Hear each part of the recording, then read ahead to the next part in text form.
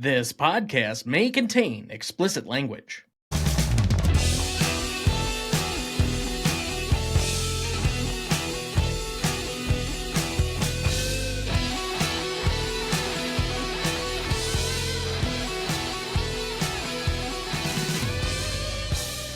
Welcome to the Greatest Movie of All Time podcast, the show that uses a unique grading style to redefine what the greatest movies are. I'm Tom Duncan.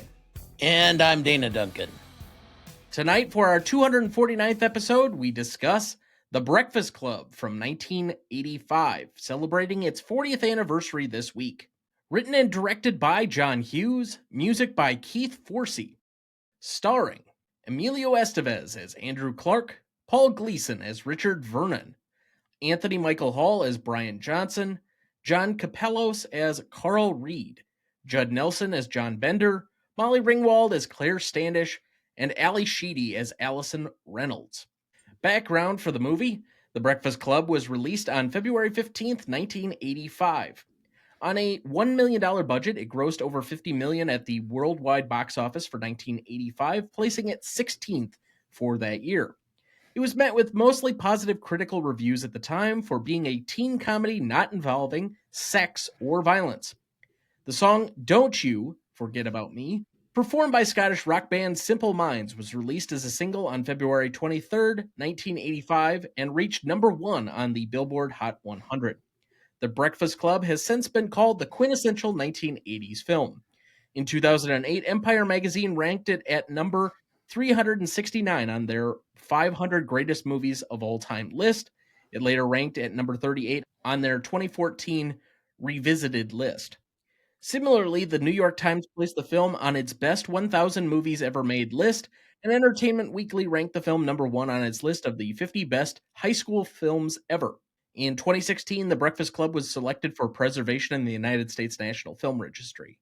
The Breakfast Club currently holds an 89% among critics on Rotten Tomatoes, a 66 score on Metacritic, and a 3.8 out of 5 on Letterboxd. So as we begin each week, Dad, what is your relationship to this film? I was trying to remember back if I saw this in the theater or if I didn't see it until after it came out on HBO. I honestly cannot remember, which is unusual for me. I think I saw it on HBO a couple of years after its release and did not have a strong opinion of it until later. I guess that's about the best I can do. I really don't remember the first time I saw it. That's not all that surprising. For you being a unapologetic John Hughes hater, let's say, and for me being a 1980s movie downer, let's say this will be an interesting episode. We were supposed to balance each other out with our guest for the evening, who unfortunately could not be with us, but I really don't remember seeing this for the first time. It didn't leave a huge lasting impression on me. It wasn't like a wow moment.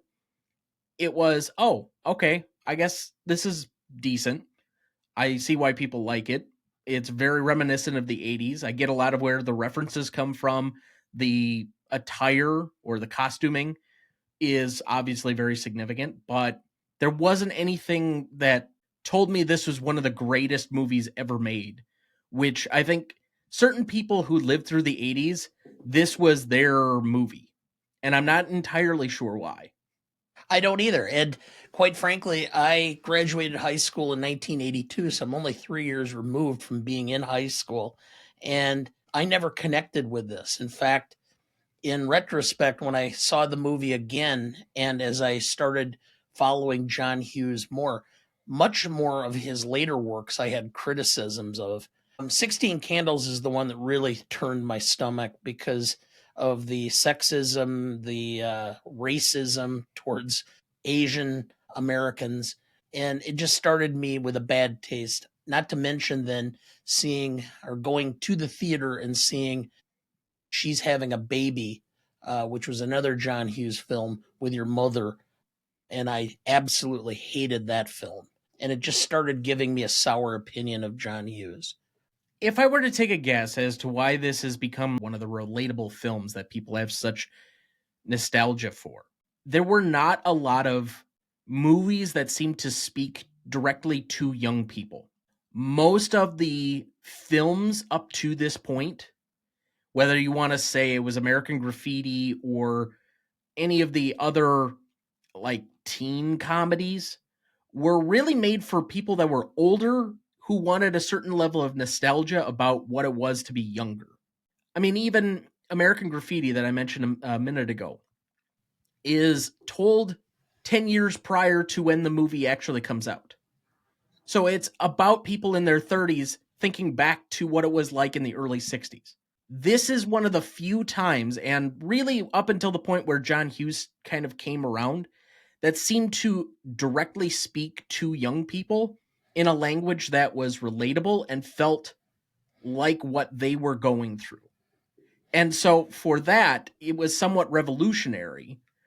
But in hindsight, it very much feels somewhat dumbed down for me. And I'll admit that had I watched this maybe while I was in high school as opposed to maybe like after college, which is when I think I first saw it, this might have hit me in a different way.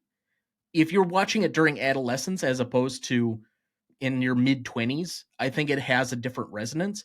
But once you kind of grow out of some of that and you get out of the high school scene, or you just simply didn't like high school at all, I don't know if this movie hits you in the same way. First of all, most of the movies that were teen movies were highly sexually charged, and it was kind of frattish. Animal House, Revenge of the Nerds, Porky's. and it was more about the sex and sexual conquest, and they were extremely misogynistic in general. This one at least made an attempt to not be so sophomoric as far as what it was trying to do. It put teens in a position where they're talking with some level of emotion and intelligence as opposed to anything that had been done before involving teenagers. The closest thing is at that time the sassy teen in sitcoms was the closest you had to a teenager being treated with any level of respect. And so that's fair assessment as far as that goes. But I would say that if you had, for example, canned spaghetti and you grew up with canned spaghetti and that's the only thing you had, the first time somebody made you real spaghetti, you thought this was the greatest thing ever. And then ultimately, when you went to a real restaurant with real Italian cooking and you had spaghetti, you realized how the canned spaghetti was horrible and the stuff that you had been eating was passable but not great. One of the problems I have with this film is specifically how neat and tidy each of the groups are. I thought it was asinine to believe that it was that clear cut into each of those sections, that there was no overlap. And even if there was, I thought it was extremely implausible that in one day these groups would break down and be able to communicate and interconnect. I just didn't see it. And in fact, Not even I in went, like one day, 7 hours. yeah, how this all came together and how the ending was and how they all kind of opened up and started this relationship and this inner communication, and they had this great understanding of themselves and of each other. I thought it was very implausible and unrealistic. No, I think the most realistic part of the movie is the discussion of what everything will be like Monday morning. Yeah, I think that's probably accurate. I was not an athlete, but I was friends with people who were athletes, and I was in the class, with the more, I don't know, the more gifted. Not that I'm saying to blow my own horn or anything, but I would I say was in the, involved, not gifted. There are people that were probably gifted that were not involved in the extracurriculars. In the way I experienced high school, there were really two groups of people: those involved in extracurriculars and those that weren't.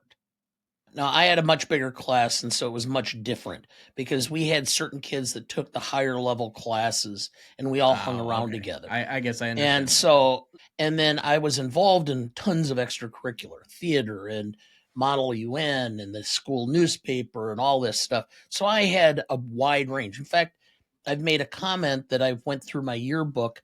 There were 463 of us who graduated in my class, and I knew approximately 420 of them. I was going between groups. And so maybe that's part of the reason why is that, I had people that I considered friends that were probably in each of those 5 kids stereotypes. And I didn't see the need for and didn't understand exactly the caste system that was established by the movie. So, what is the movie about? That teens struggle to have understanding, meaning, and trying to figure out what their life is or is not going to be. And they're all ultimately have the same misgivings, fears, inadequacy, fear of inadequacies, and self doubt. It's just they have different facades and how they present it. I had identity as fluid. I think the biggest thing, although you kind of alluded to it there, that they all experience many in the same way, the same challenges, the same fears, the same problems, that realistically, nobody fits into any one box. And to try and pigeonhole anyone into one thing because they're associated with it, whether that be part of their personality or the activity they're involved in, would be to minimize who they are as a human being. And I think if you were to do the modern reversion of this movie, first off, I probably wouldn't have it in high school because I think it's hard enough going through high school, and this is probably why cliques exist, to know who you are as a person, to be able to see beyond the kind of clique nature of what the way we place ourselves or how we sort and organize ourselves. We organize ourselves by some really lowest common denominator stuff. But by the time you get into college, a lot of that stuff starts to fade away.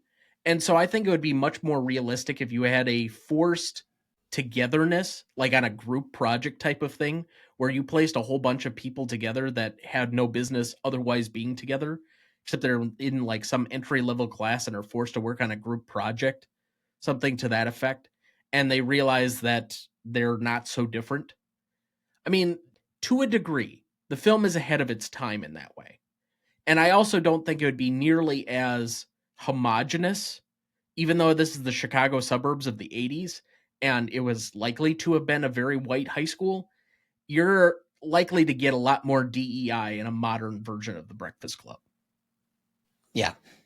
So if John Hughes specifically was catering to young people in a way that nobody had to this point, are we still really making movies that are directly for teens or even content that's directly for them? A lot of them have flocked to TikTok or YouTube, and I don't see that the content, even the movies we often are discussing on this show, really appeal toward where young people are at these days.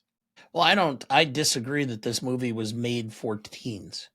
I think this movie was made for either people just out of adolescence to look back on where things were and to be reflective of what high school was, and for adults to have an appreciation of what took place in high school or have some understanding of where things developed from high school. I don't think these characters relate directly with high school students. I know that it didn't relate with me, and I was only a few years older, but maybe I'm just different in that regard. But You were always too serious. I know. I know. I'll always remember one of my classmates met your mother when we were first married and couldn't believe that somebody actually would marry me because I was so serious about everything, which ironically is that I've always had a good sense of humor and make jokes, but I guess I did take myself rather seriously at the time and still do. You probably would have had to be on the career trajectory that you ended up on. Well, I wanted to rule the world before I was 40, but Didn't exactly work out that way. no, it didn't. But, shoot for the stars, you still get close enough. So, do you want to dig a little further into the background of the movie? Do you have our plot summary ready for us? Yes. 5 high school students from different cliques: Brainy Brian, Rebellious John, Popular Claire, athletic Andrew, and outcast Allison are forced to spend Saturday in detention together. Initially clashing due to their differences, they gradually open up, revealing their personal struggles and realizing they have more in common than they thought. Through laughter, tension, and heartfelt confessions, they form an unlikely bond that challenges the stereotypes that define them.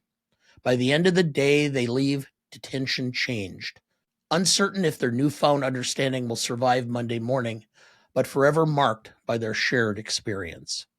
Thank you. Did you know? The scene in which all characters sit in a circle on the floor in the library and tell stories about why they were in detention was not scripted. Writer and director John Hughes told them all to ad lib. Did you know? Judd Nelson stayed in character off camera, even bullying Molly Ringwald. John Hughes nearly fired him over this, but Paul Gleason defended Nelson, saying that he was a good actor and he was just trying to get into character. Did you know? Bender's flinch when Vernon fakes a punch was genuine. Judd Nelson really thought Paul Gleason was going to hit him. Did you know? It was originally suggested that there would be several sequels to this movie occurring every 10 years in which the Breakfast Club would get back together. This did not come to pass due to the volatile relationship between John Hughes and Judd Nelson. Hughes stated that he would never work with Nelson again. Also, it was unclear whether or not Hughes still held ill will against his oft-cast starlet, Molly Ringwald. They had a falling out in the late 80s after Ringwald decided to move on from the teen film genre to pursue more adult roles, thus severing her relationship with Hughes. Did you know? John Cusack auditioned several times for John Bender, even traveling between Chicago and Los Angeles before being cast. However, John Hughes went in a different direction and dropped Cusack in favor of Judd Nelson, which was heavily influenced by the casting director. Did you know? Judd Nelson went undercover at a local high school outside Chicago near where the film was shooting and convinced the teenagers that he was a legitimate student. After buying beer for them with his fake ID, he was really 24 at the time, Nelson told them to drop him off at the hotel where the actors were staying. Years later, reflecting on his antics, Nelson said, "They would ask me why I was staying there, and I told them my dad was in jail. I'm staying at the Westin O'Hare while my dad's incarcerated." And with that, we will take our first break, and we will be right back. Hey, movie lovers, this is Kyle, host and producer of the Movie Wars podcast. We're not just a movie review podcast. There's plenty of those. On Movie Wars, a panel of stand-up comedians blends humor with deep film analysis using their unique war card system to grade movies across key categories. Each episode delivers thoughtful insights and spirited debate, offering a fresh comedic take on film analysis. New episodes drop every Thursday on all podcasting platforms and YouTube. Deeply researched, gut-wrenchingly funny, you'll love Movie Wars. Before we jump back into the episode, next week for our 250th episode, we discuss another of the best films ever made, and one of the most culturally influential films of the last 35 years, Schindler's List from 1993, directed by the great Steven Spielberg, written by Steve Zalian, music by G-Mote Hall of Famer John Williams, starring Liam Neeson, Ben Kingsley, and Ray Fiennes. You won't want to miss that one, so watch ahead of the show by searching the Real Good app to find where it's streaming for you. That's REELGOOD. Dad, we left off at Best Performance. Who do you have down? I have Judd Nelson. As do I. Yeah, I thought his performance was by far the most refined and the most intricate. He had broad range of emotion. He was believable. He could easily convey his pain with a devil may care attitude and a cockiness at the same time. Yeah, it was definitely a layered performance in a way that I didn't really feel most of the other characters either were written well enough for that to come out or were just simply not great actors. Like the way Estevez plays Andrew feels kind of 2D-ish. And Yeah. for some people, 2D Mighty Ducks would be more their speed. But or D2, I guess it's D2. Yeah. Mighty Ducks. Anyway, I digress. But I thought that for the way that he kind of makes the script go farther, like obviously he's the one with the meatiest part. If you just take it based on what is written, He's got the most lines. He's the most rebellious. He's going to be the most almost charismatic just by sheer presence. But with another actor, I don't know if you get quite this level of performance where it feels like he's the true standout of the movie. To me, this is less a John Hughes film than it is a Judd Nelson starring vehicle. I think by far he's the breakout performance of this entire movie. Yeah, I actually his career really never took off very much. No, this is by far his high watermark. Yeah, and I never really understood because I thought he was by far the best actor in the film. So I don't know if it was personal struggles. I know that like Ali Sheedy had a lot of problems with drugs and rehab and such. I don't know if he did or didn't. You know, that sometimes causes a black mark on a career and kind of lends a trajectory that's less than it could have been. I think for the most part, he got a reputation after this movie, whether either earned or by way of John Hughes, as being very difficult to work with. And thus, he kind of got a little blackballed. Yeah, maybe. But if that's the worst that could happen is, you know, that he was difficult to work on, there have been a lot of actors who have went on to have very successful careers, which were much more difficult than Judd Nelson by these reports were to work with.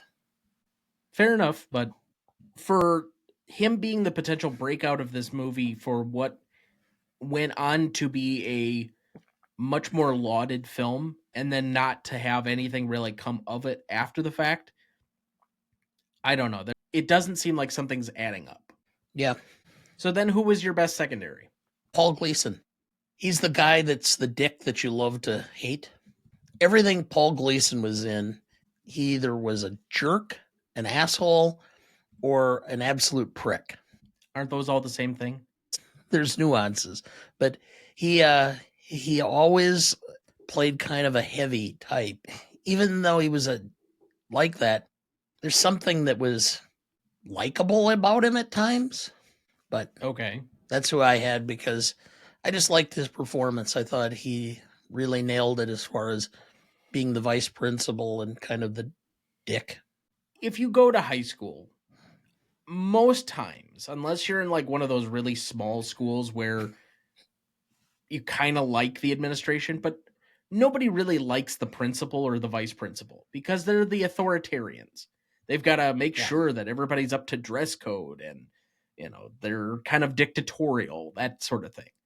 And he straddles this line between being kind of egomaniac and a disciplinarian that you would get out of most like principles of that nature. He does a very good job of being representative and being an easy foil, because realistically there are two antagonists in this movie. There's him and there's the parameters of detention, and then there's all the pre-made prejudice kind of keeping them adrift of each other, and they to an extent overcome both of those by the end of the movie. Who was your secondary? I had Hughes, just simply from a writing and directorial standpoint. Somebody kind of pointed this out in one of their reviews, and I can't remember where I saw it, that this is almost like a stage play. It's a very confined space. They're all, for the most part, save for one sequence, stuck within the library. They're in very enclosed or encapsulated captive areas, and it has very few characters. So for me, I always gravitate towards movies that are a lot like theater because of my theater background. And as such, this kind of reads like a play. It's a lot of line delivery. It's a lot of people just in a room kind of talking to each other. There isn't a lot of great action, but it's about the most teen-centric theater production that you could probably get. I just like the way that the film is structured, scripted. I feel that there is a lot of heart to the line deliveries that are there. And where you got that from was the New Yorker piece that Molly Ringwald wrote in 2018. Most charismatic for you. I had Molly Ringwald. At the time, I had a crush on Ali Sheedy. But in retrospect now, I think Molly Ringwald had a much more charismatic aura about her. I just thought her presence in the film was much more, I don't know how to put it, sparkling, I guess. Maybe that's a good way of putting it. Or not. I don't know. I have the song that is so closely tied with this film, Don't You Okay. Forget About Me. I've often selected songs as the most charismatic, but this song is truly an earworm. Yeah. I think I've been whistling it all week. Yeah, okay. Best scene, I have 5 nominees here. Don't Mess with the Bull, you'll get the horns. Then I have No Dad, What About You? I have Returning from Bender's Locker, kind of the comedic, farcical scene that's probably the most action or physical heavy of the entire film. Then I have Monday Morning, which we kind of referenced a little bit before. And then finally, the goodbyes, the ending to the film. Did you have any others that you wanted to nominate? No. So out of these, what is the best scene? I have No Dad. What about you? Yeah, I've always had some struggles with trying to figure out the pacing of that because there's no real spacing between his line deliveries. Like I could have, if you were doing it in a theater, there'd be a little bit more spacing where I could tell which character was which that he's imitating. You kind of get the gist of it, but it's something that to me should be much more effective, and it just doesn't quite hit me as hard. To be perfectly honest, listening to that scene, I started thinking of my own father and how in high school he was kind of a hood. Yeah, he was a troublemaker, kind of the bad boy, the relationship and the situation with his own father and such.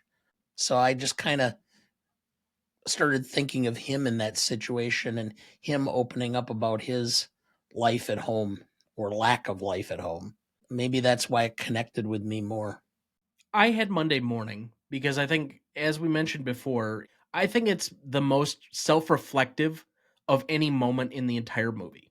It's the only thing that to me raises it from possibly a B to something beyond that, because it's taking the criticisms of the movie, where your criticism specifically to open up this conversation is that it's not realistic for kids to break down the barriers of cliques within 7 hours on a random Saturday forced together.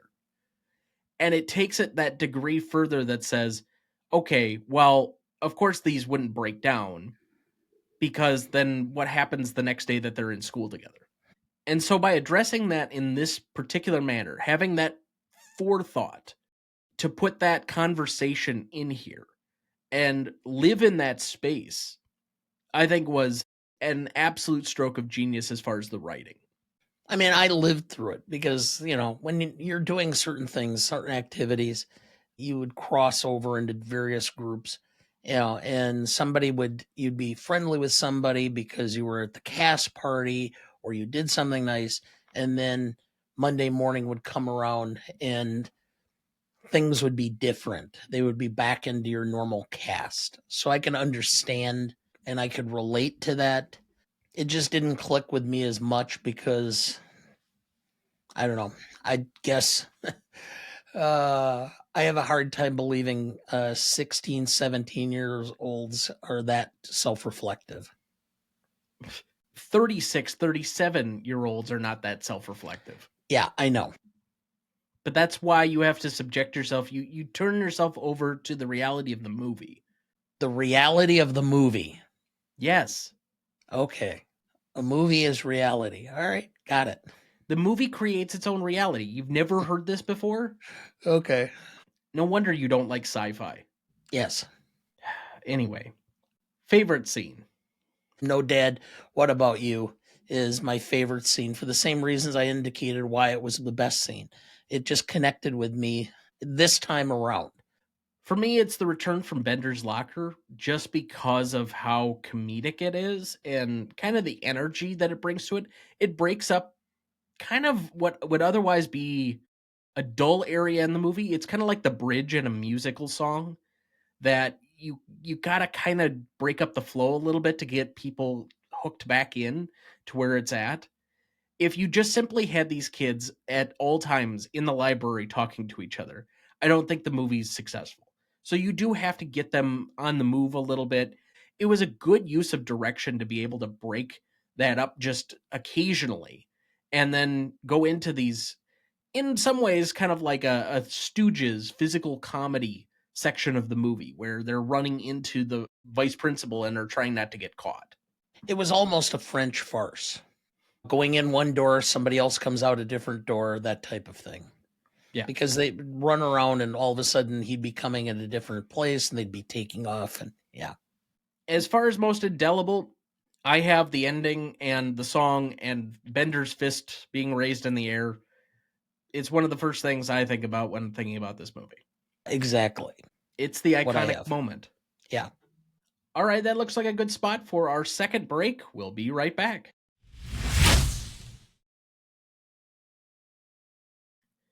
Before we jump back into the episode, did you know?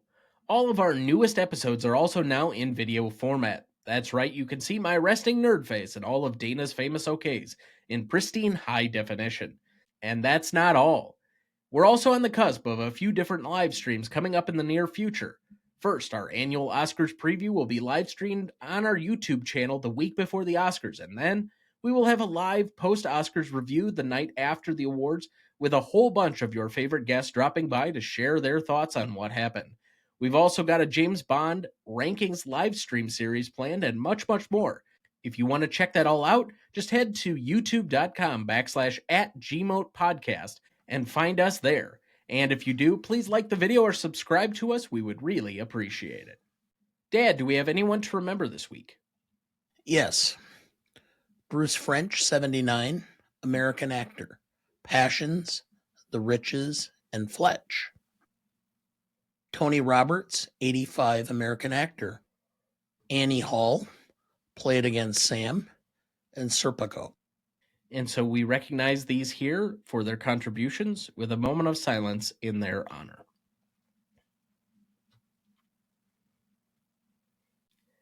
Thank you. Let's go to best funniest lines. Andrew Clark.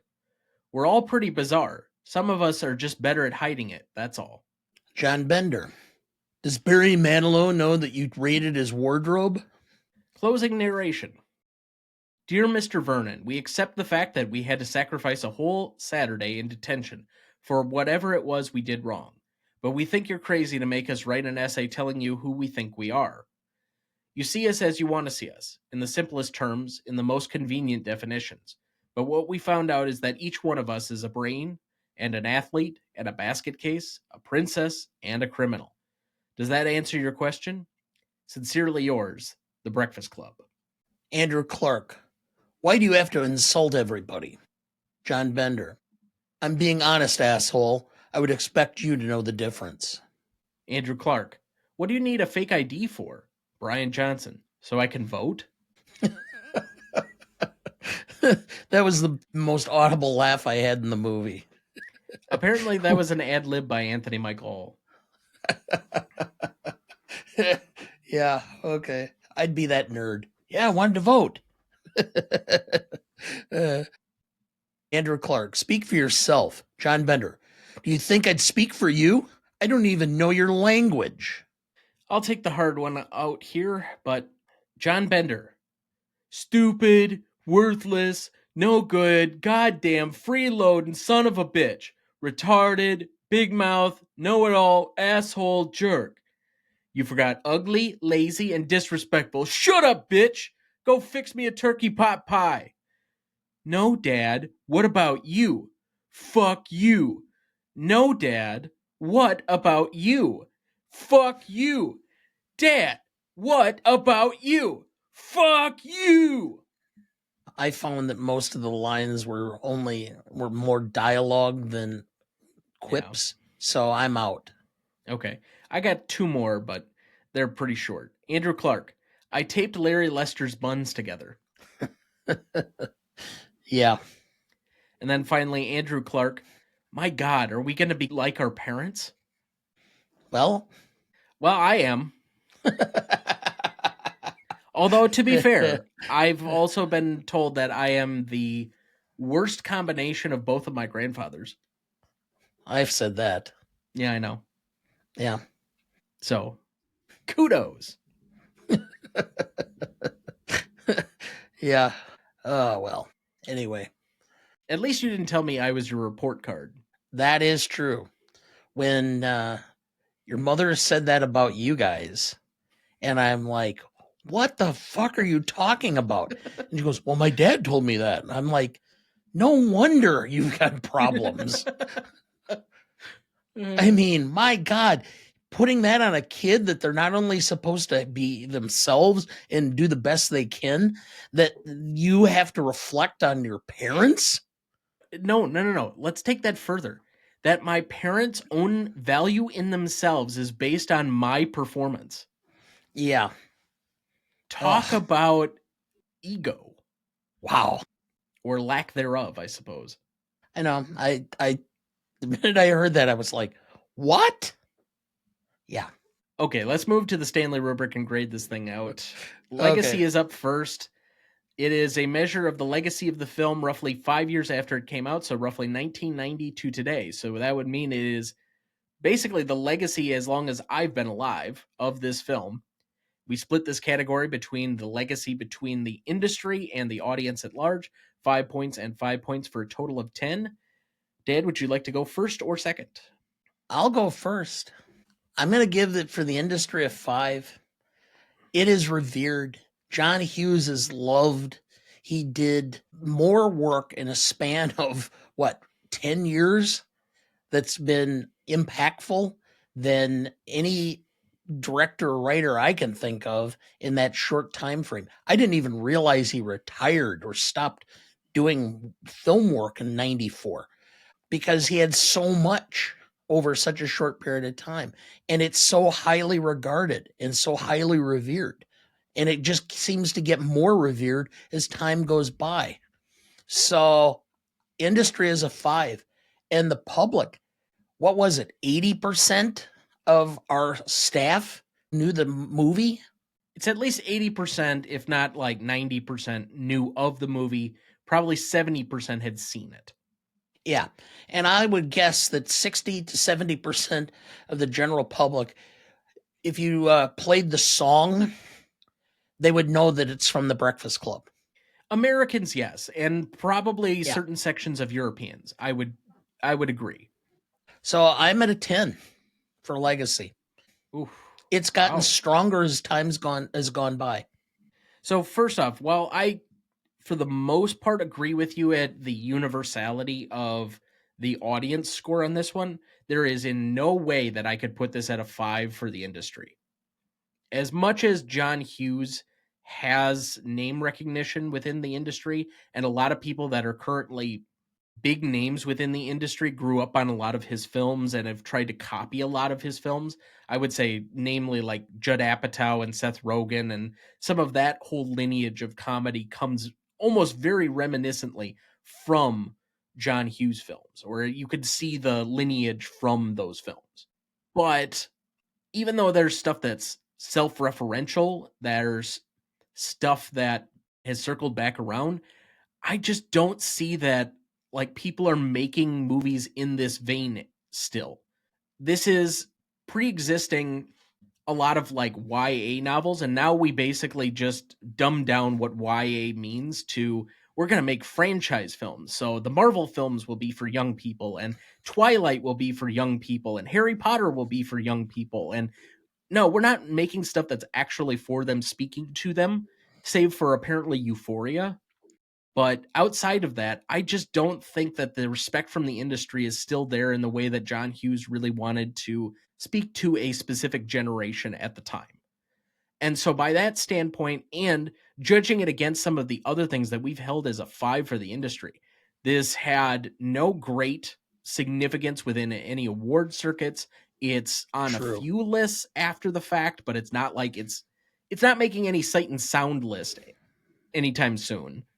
Okay. This is one of those that's lived much more among popular culture than it has in the industry.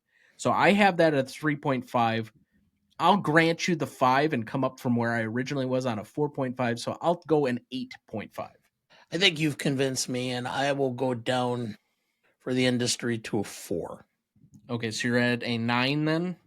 Yeah. All right, so that's an 8.75 between us then.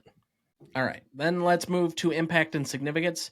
Similar to the last category, this is a measure of the impact and significance, except within the first 5 years as opposed to after the first 5 years, of the film, both between the audience and the industry. And we divide this again 5 and 5 points between those two groups for a total of 10.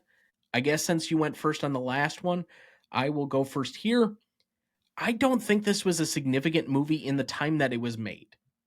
I think it had some resonance, but it made its bones being on cable after the fact and being in rentals after the fact and being a nostalgia movie after the fact. Personally, I think Hughes made it bigger with Ferris Bueller than he ever did The Breakfast Club. And while The Breakfast Club is more closely related to John Hughes than Ferris Bueller, partially because I think Ferris Bueller kind of takes on a life of its own with its rather iconic characters.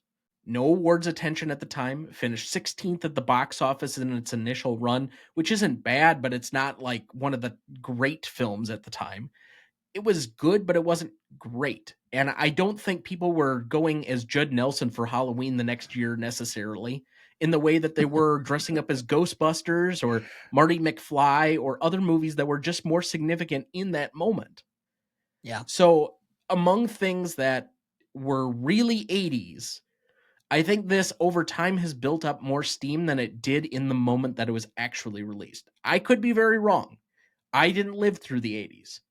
I am a 90s kid, but I have a 2 for the industry and I have a 3.5 for the audience for a 5.5. I have a 3 for the industry and I have a 2.5 for the public. So I'm at a 5.5. For the industry, I think it did impact and make it easy for John Hughes to continue to produce, direct, and write films. And he had that great run. If this does not hit its mark, that run of films probably does not get the latitude that it did. He may not have been able to do all of them. So I'm giving it for the industry a little higher points for that. It didn't resonate. Like I said, I didn't run out to see it. I went out and saw Back to the Future. I saw, a lot of times I went, it wasn't like I wasn't going to the movies. It was the one thing I tended to do back in my college days when I could was get to the movie theater because it was an outlet, getting off campus, doing some stuff, meeting up with friends, a lot of time old friends and doing stuff. But I didn't go and see this, I don't think, in the theaters. I don't remember it. So I don't think it really resonated with the public, having lived through that period of time. Well, either way, it's a very easy math 5.5 average between the two of us. Let's go to novelty here. This is a measure of the originality of the idea or of really anything about the movie, and then the movie's execution overall on that originality. We split the category 5 and 5 for a total of 10 points. I'll take the lead on this one. I think this is a fairly original movie. The fact that we've discussed it on multiple different occasions, that this is really before the time of YA movies, TV, before a lot of literature for young adults. There was not a lot of material that was made specifically for people of this demographic up till this point, or at least until John Hughes really started making his movies. And I think that this broke through eventually because it spoke to a group of people that didn't feel like there was anything for them specifically. Now, that being said, I have some criticisms that I do think that a couple of the characters are pretty thinly written. And while I do appreciate what Judd Nelson is doing in the role and Paul Gleason, it feels like there's some really two-dimensional acting by a few of the people that are in this movie. Anthony Michael Hall comes to mind. Ali Sheedy is not really given a whole lot to do in this movie. She kind of creates a character without having too many lines, but for being the biggest star, the top name on the marquee, Emilio Estevez is kind of forgettable in this role for me. Yes. So I had that at a 3.5. I have an 8. I give it a 4 for originality because it was a fresh look at something, and it was a more intellectual look at high school and of teens. And it was not Porky's, and it was not Revenge of the Nerds. It took a significant shift. But the execution I had problems with. I thought the fact that, all of a sudden they all come to this moment of enlightenment. They can so easily relate to each other in the span of 7 hours. Again, you have to surrender yourself a bit to the movie reality. I know, but even the fact that they're able to isolate and have all these conversations and the principal doesn't check in on them and figure out that this is all going on. I'm sorry. I'm not going to let that criticism really get in the way. You are a huge fan of old sitcoms like MASH and Cheers and Andy Griffith and Green Acres, where every frickin' conflict was resolved within 20 minutes, let alone 7 hours. Okay, but if you want to invent shit to try and get around why you do or do not like a movie, at least come with better things than that. Except this is supposed to be a reflection on reality, and sitcoms were never supposed to be reality. This is a teen dramedy. Okay. But it's supposed to be based upon some level of reality. It's supposed to be more true than untrue. Okay, so The Breakfast Club is a little bit more realistic to life than Mr. Ed. True, yes. Okay, fine. So I went with 4 for originality and 3.5 for execution because, and again, you pointed out, some of these characters are rather superficial and the acting was not the greatest performances. I understand they're teens and a lot of these kids were kids, 17, 18 years of age, playing high schoolers, but there wasn't a lot of effort or a lot of drawing out of great acting chops at times. So I'm at a 7.5. So that's a 7.75 average between the two of us. Let's move to Classicness. I'll admit this is one of the hardest Classicness scores that I've really thought about in quite some time because it's not just the reflection of what this movie is, but maybe on John Hughes films in general. And there's some stuff in here that is fairly common to a lot of 80s films, that's fairly common to a lot of John Hughes films, that in time we have said is probably ill classic, that we would probably normally reduce certain points on.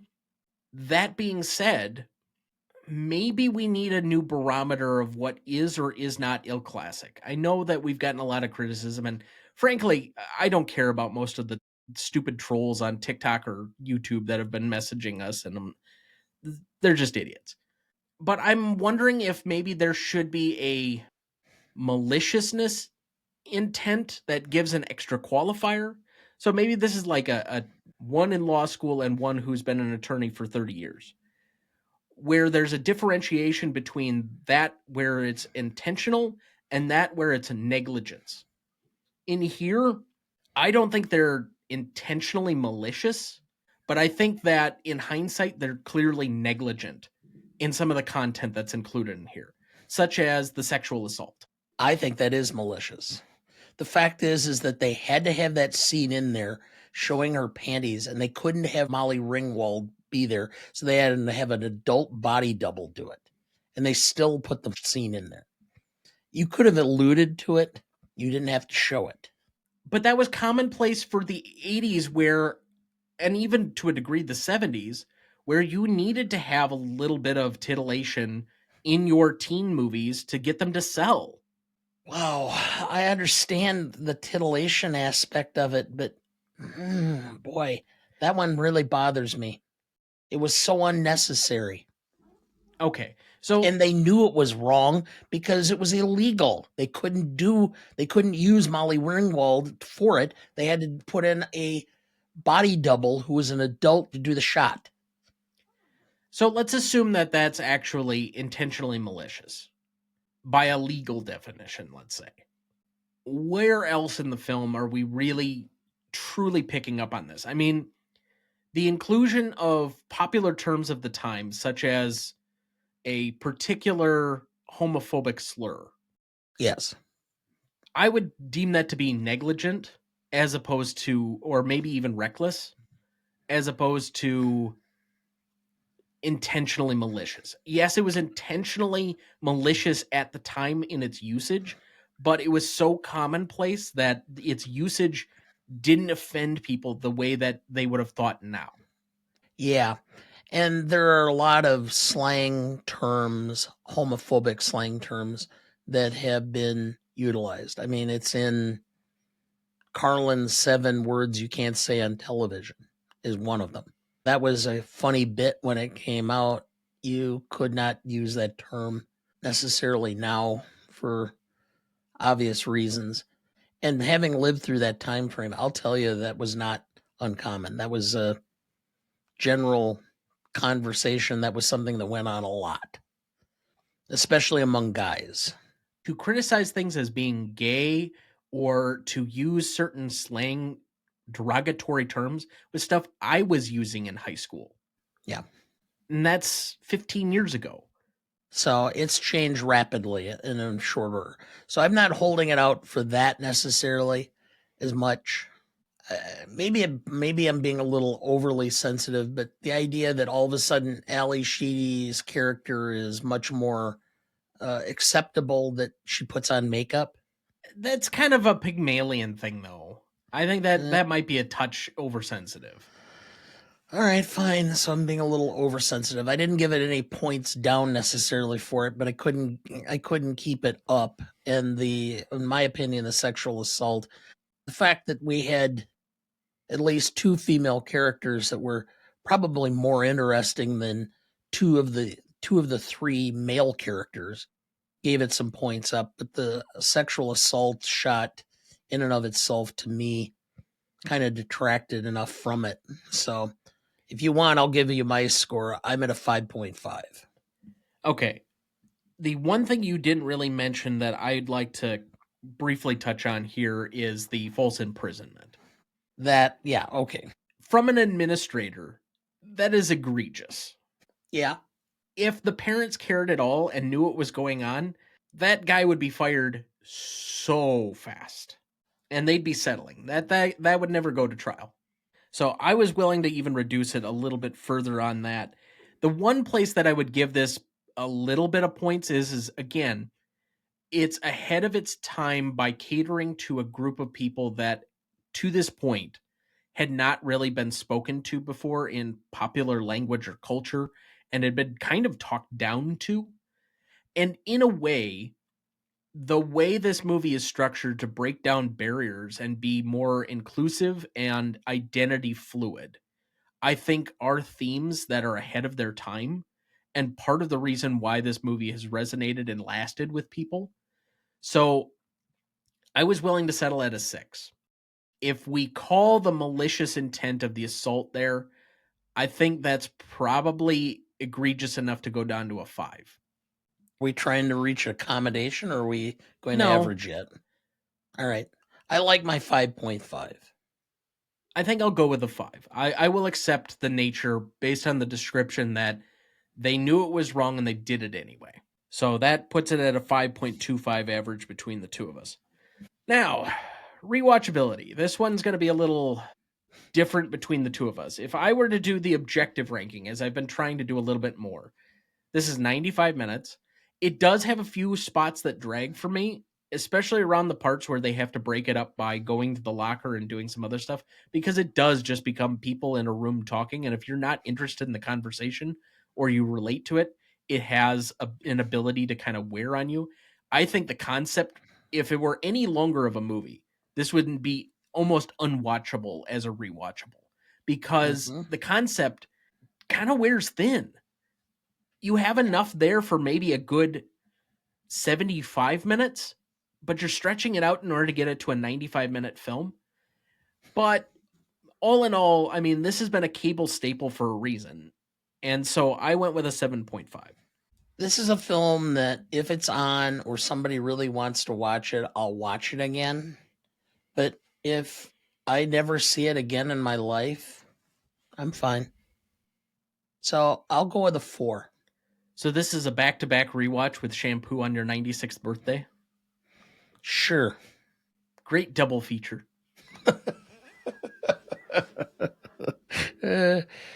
You'll have to wake me up when it's over. So that's a 5.75 average between the two of us.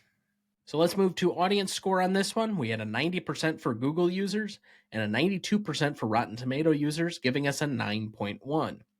So to repeat the categories, we had an 8.75 for legacy, a 5.5 for impact and significance, a 7.75 for novelty, a 5.25 for classicness, a 5.75 for rewatchability, and a 9.1 for audience score, giving us a final total of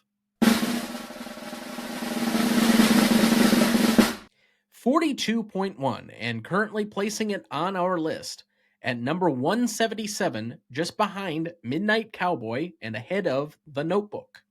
Okay. If you have any disagreements with our scoring, and I do think that this will create a little bit of controversy, but you can certainly write us at Gmote Podcast on any of our socials. Write us at greatestaltimemoviepodcast@gmail.com or find us on the website ronnieduncanstudios.com/Gmote Podcast. All right, let's move to remaining questions on this one. What does happen Monday morning? They go back to where they were. Yeah. Now, a reunion 5, 10, 15 years later, this may have had some impact.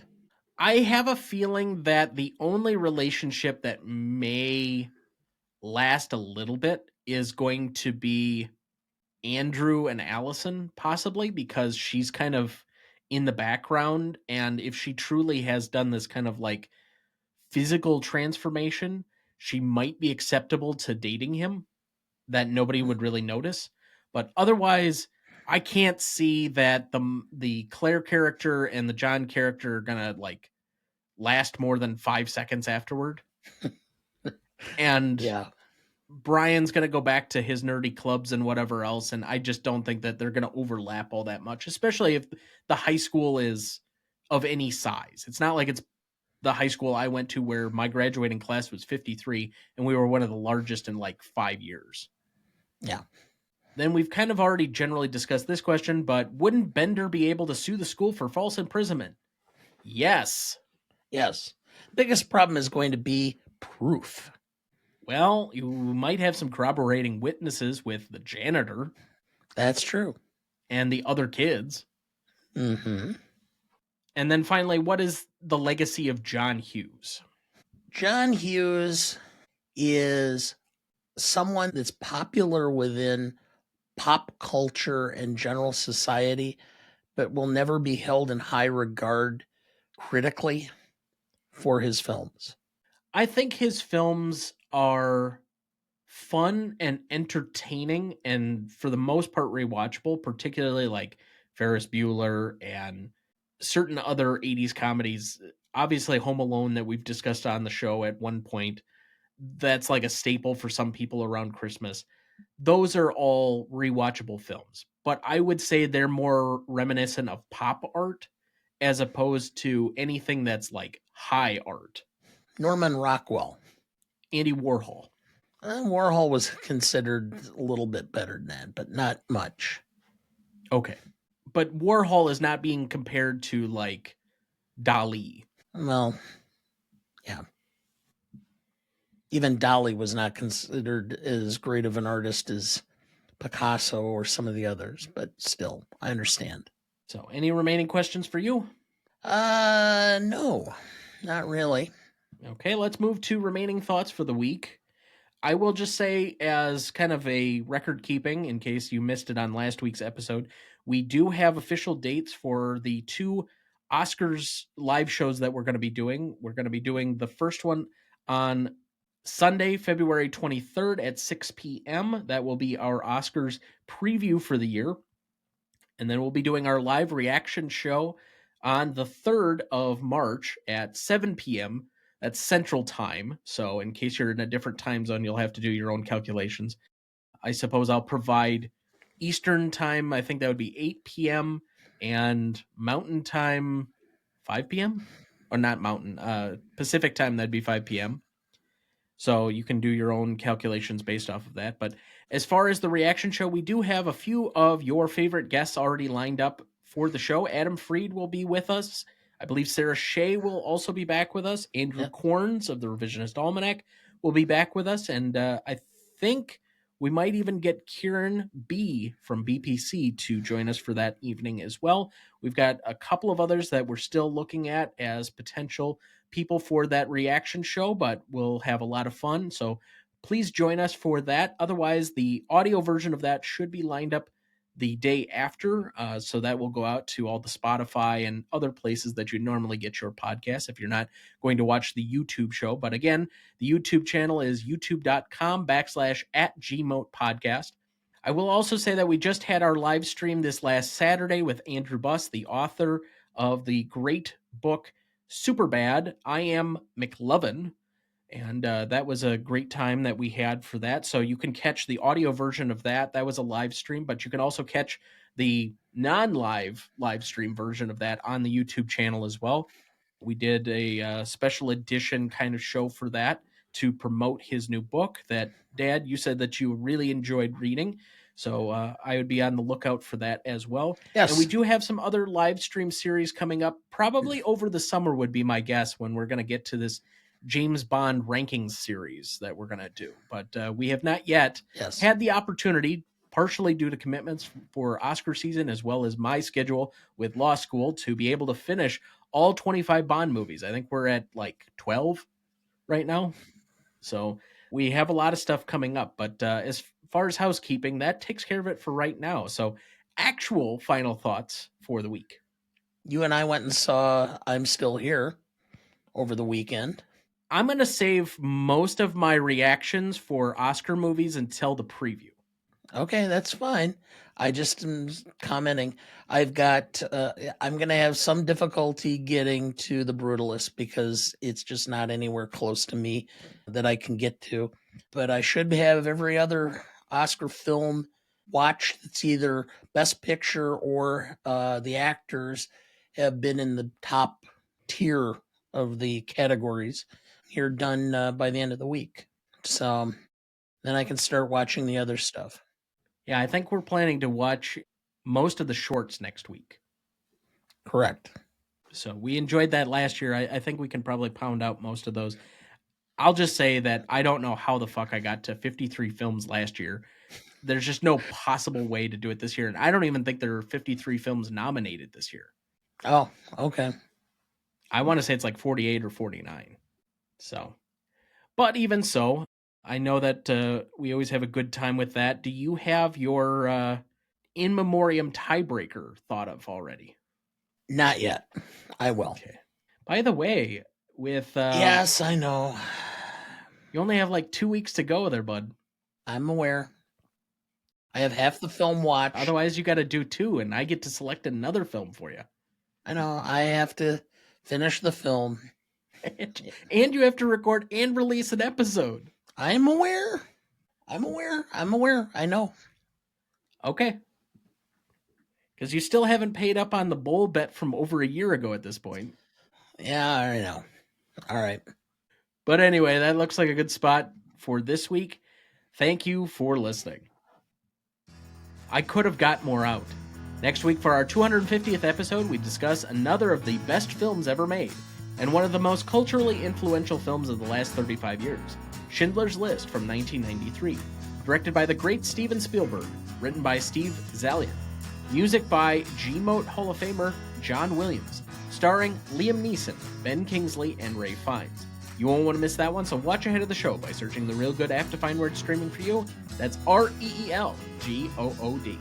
Please like, follow, rate, and review, or whatever on whichever platform you have so that more can join in our fun.